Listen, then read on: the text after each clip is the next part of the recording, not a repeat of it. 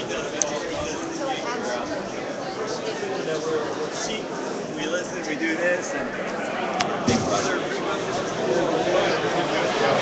going to be thinking at the county conventions yet. I mean, they're sort of like. And all the ones like all the civil disobedience t-shirts and I've seen about like good people break bad laws. Yeah. I like that. Yeah, that's a good slogan. Hey everybody, how's it going?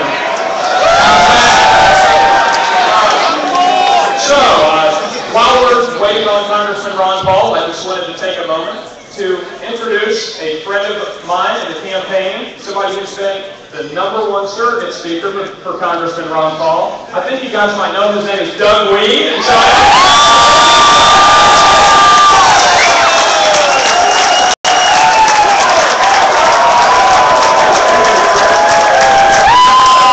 thanks, everybody. It's great to be able to say something without being interrupted. I want to say that we have the best campaign chairman in the history of politics in Jesse Benton. And the greatest campaign manager that I've ever worked with, and I've been a part of 7 presidential campaigns, is John Tate. That man is a genius, and as you're beginning to figure out the delegate process, and it's awful fun to figure out something that the media can't figure out. As you figure out this delegate process, keep in mind John Tate's genius is behind those numbers. And it's great to have the best national director in politics today in Dimitri Pissari, and the great press secretary for Ron Paul, Gary Howard, and Megan and James all that work with him. I want to thank the organizers tonight, Chris Stearns and John McCardle. John is the finance chairman, too, for the Ron Paul presidential campaign. And our thanks to Debbie Hopper, Allison Gibbs, and all the people who work in events. And I must say, I've got to say something about Fernando Cortez, who's here tonight. Fernando is our comptroller in this campaign, and he is a very talented man. So, and I want to introduce my wife who's here, if you wave, darling, back there. And my son Joshua is his fiance, Jessica, and her mom and dad, Jean and Emily. And I'm sure you've heard and seen the Ron Paul girl. Will you stand up fully and wave? The Ron Paul girl is here tonight. There's Ron Paul girls everywhere in here. It's a Ron Paul girl. It's a Ron Paul girl. Here and there, everywhere, Ron Paul girl. If you would please take down the signs in front of the cameras. How about all of them? All of them! Signs in front of the cameras, then the cameras will be able to see Dr. Paul when he speaks tonight. So if you're holding up a banner, if you'll move the banners that you're holding up to the sides, then we can still see your banner. But the Need to people see your sitting at banner. home in the living room, Paul. Oh wait, it's already being live streamed? Recorded live? I don't know what for network. I know Channel 8 is here. To the revolution. So if you move those banners over, we can appreciate that. Today, a young couple starting out who just graduates from college, and they want to get going and do something with their life. People always ask, why do so many young people support Ron Paul? Because for a lot of young people, they've lost the American dream because people are gaming the system and it's shut down. Let's say you want to open up a hamburger restaurant, okay? And let's say your mom and your dad mortgage their house and everybody, all your friends pile in their money, they're going to help you get started. First, you got to go through several years of regulations. What I learned when I worked in the White House, and it surprised me, and by the way, I'm new to this revolution. I'm ashamed of that. It took me a long time to get here. Some of you have been here for years. My dad...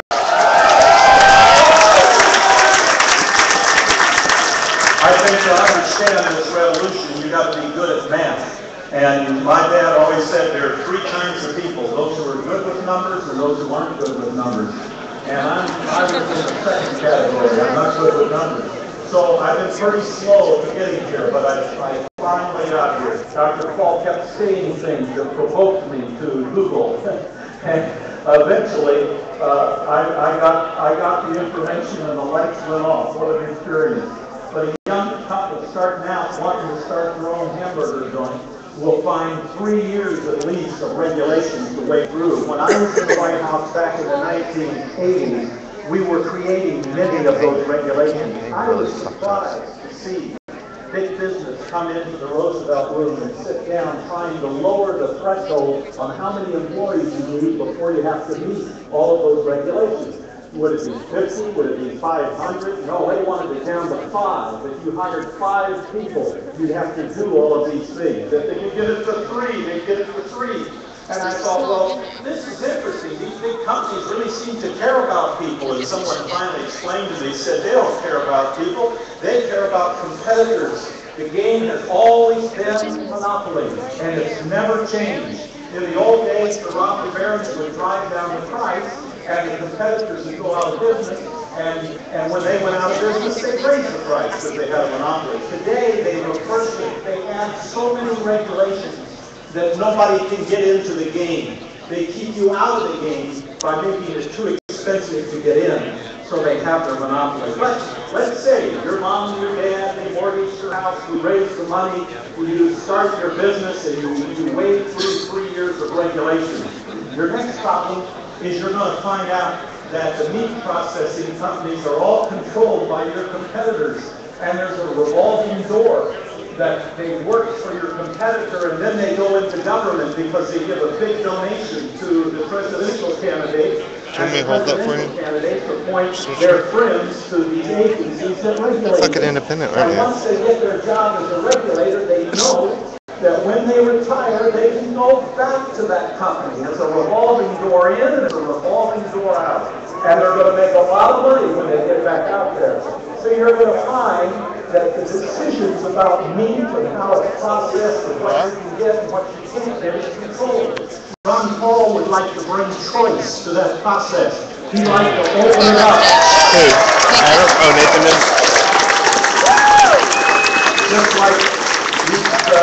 like the post office found competitors in UPS and FedEx. So when you see someone on TV and they look earnestly into the camera and they say, I don't want Ron Paul to be elected president, so he's going to eliminate the FDA. What? I have to eat tainted meat. Just keep in mind, that correspondent you're listening to is already eating tainted meat. If Ron Paul is in, and we have a little competition, and we have a free marketplace, you're going to get some great meat.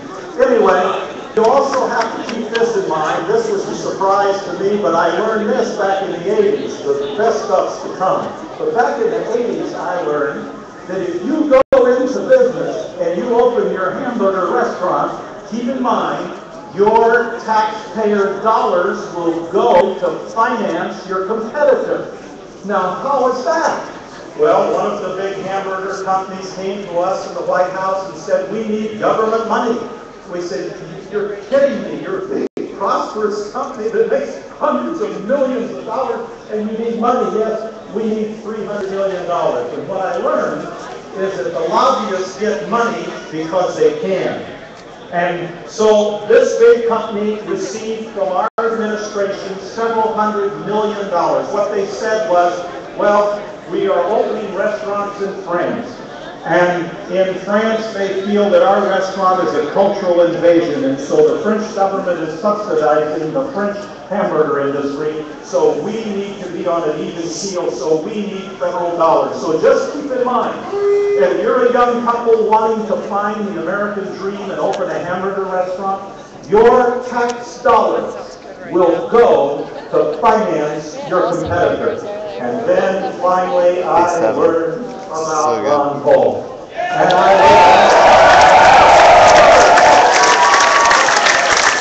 I learned about central banks. I learned about the Federal Reserve. Now, it's very interesting. It's very interesting. 4 years ago, 74% of the nation didn't know what the Federal Reserve was, and I was among them. Today, 78% of the American people want an audit of the Federal Reserve.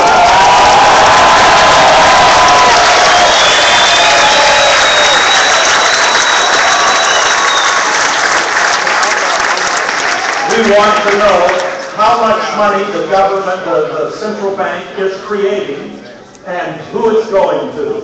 If it's going to Greece, we want to know. Now, Dr. Ron Paul was able to help get. It was really because of him that we were able to get this tiny little partial audit of the Federal Reserve. We pulled back the curtain just a little bit, and we saw how much money the Federal Reserve created in 2008 to help create jobs. And the amount of new money that they brought into the economic bloodstream through their loans, their 0% interest loans, was $16 trillion. It was more than the entire accumulated national debt of 200 years of the United States of America. And who paid for that 200, that $16 trillion? We did. I paid for it. You paid for it. The poor people who think, I don't have to pay taxes, they paid for it.